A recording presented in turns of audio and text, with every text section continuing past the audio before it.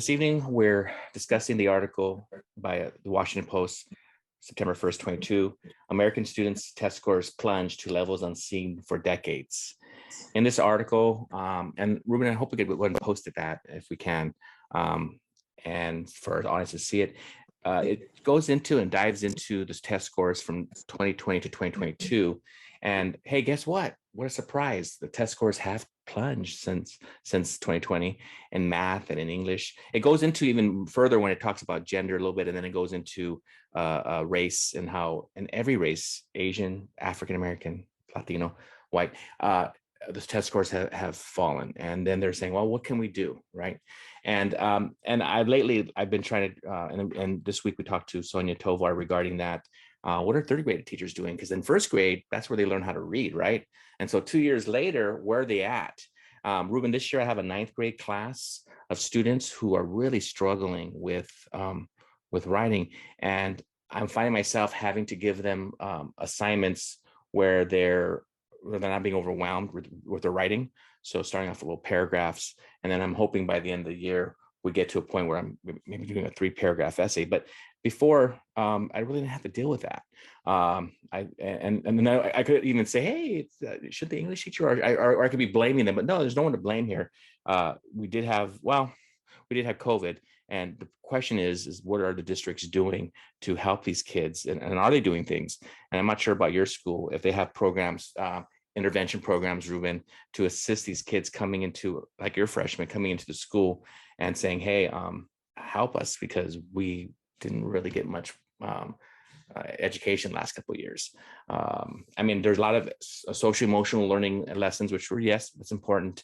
Kids were going through a lot emotionally, but intellectually and looking at, their scores and their tests and their work, it's definitely dismal, So what do you think, Rube? I mean, do you see that at your school?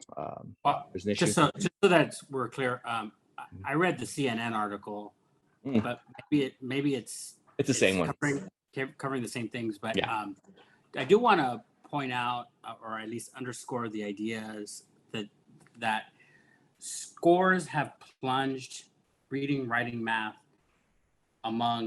especially among Black, Latino, and SPED students, special education students.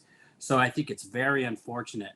And I'm not going to sit here, I told you so, or anything like that. That's not the point. I just think it's common sense that they should have had some student choice, parent choice for some students who need extra interventions. We did that at our school, but it was kind of late in the year, but at least we did it.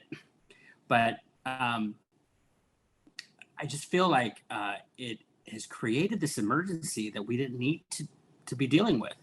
And it makes me wonder about what's going to happen now with the colleges, because now they can't just turn away all these students with lower test scores, that they might have to lower their standards in terms of entrance exams.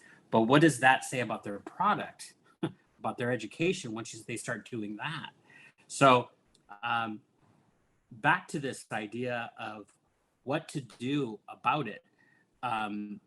Yes, I think it's a good strategy, of course, to assess our students. Sonia Tovad, in our discussion with her, talks about, hey, look at assessing your students, see how much learning loss had occurred during that time.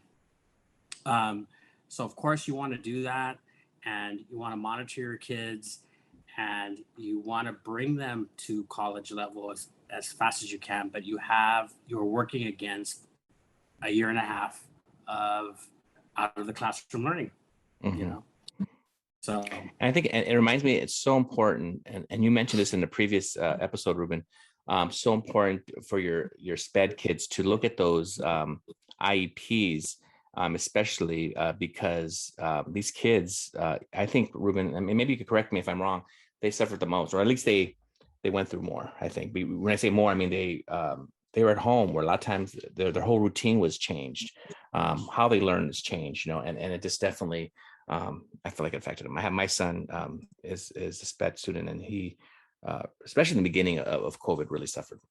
So. Yes, they suffer the most. So you have all those students, many of whom have learning disabilities, so they can't learn as fast already.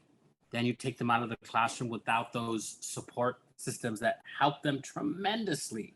Yeah. When you have staff around them, or you have small group environment, teacher repeating instructions, reinforcing ideas, all these supports for them are gone. And then they are back expected to score the same. It's not going to happen. So it's not all doom and gloom. There are a lot of, I mean, I guess podcasts like ours are intended to try to help in that respect. But, I will say this. Sometimes your best support staff are in your class, other students.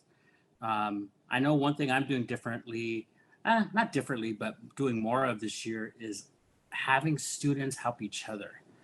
Because I'm going to tell you anecdotally, I notice my students are a little bit lower.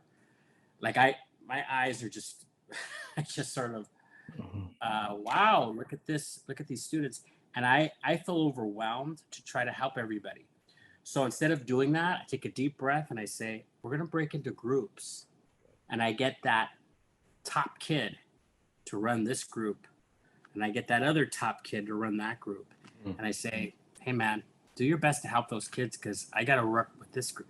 And you'd be surprised at how much that works. And it's they listen to their peers, huh? They listen to their peers. They listen to their peers, and it solves all kinds of other problems like behavioral issues too. It really has a lot of good consequences, good results if you go in that direction.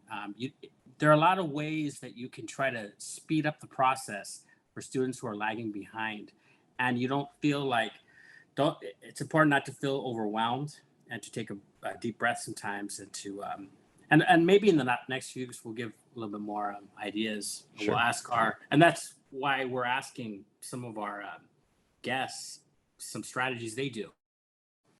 Like Veronica, we had Veronica last week, so. It's always nice to have the elementary element or teacher come in because, like you said, Ruben, they have some strategies that you and I, not that we don't do, but we do differently or we address it differently. And we have a different child coming into our classroom where I always respect the elementary school teachers. Although when you talk to them, they'll say, oh, we respect the high school teachers.